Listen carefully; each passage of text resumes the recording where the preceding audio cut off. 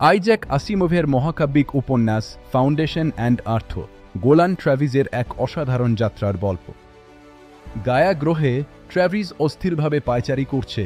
তার মন মানছে না কেন সে গ্যালাক্সিয়াকে বেছে নিয়েছে। তাকে পৃথিবী খুঁজে বের করতেই হবে, কারণ সে বিশ্বাস করে পৃথিবী কিছু গোপন করছে যা মানবজাতির ভবিষ্যতের জন্য অত্যন্ত গুরুত্বপূর্ণ। তার বন্ধু পেলোরেট এবং গায়া গ্রহের মানবী বিস তার সাথে এই বিপজ্জনক যাত্রায় যোগ দেয়।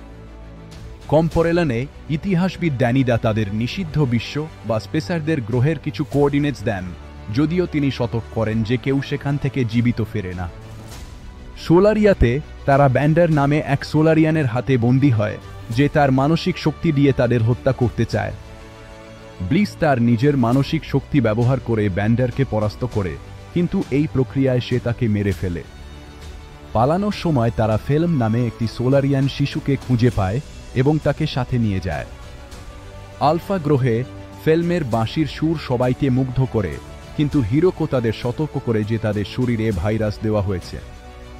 অবশেষে ফার্স্টার একটি মৃত তেজস্ক্রিয় কমলা রঙের গ্রহের সামনে এসে দাঁড়ায়, পৃথিবী।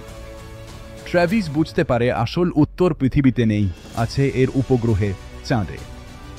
চাঁদের ভূগর্ভস্থ বেসে তারা 20,000 বছরের পুরনো রোবট ডানিল অলিভোর মুখোমুখি হয়। ডানিল জানায় মানবজাতিকে রক্ষা করার জন্য তার কার্যক্ষমতা শেষ হয়ে আসছে এবং ফেলমের মস্তিষ্ক ও ট্র্যাভিসের সিদ্ধান্ত প্রয়োজন। ট্র্যাভিস সিদ্ধান্ত নেয় যে একমাত্র গ্যালাক্সিয়াই, যেখানে পুরো গ্যালাক্সি এক সত্তা, মানবজাতিকে রক্ষা করতে পারে। এভাবেই শুরু হয় মানবজাতির এক নতুন ভবিষ্যৎ, যেখানে ঐক্যই তাদের একমাত্র ভরসা।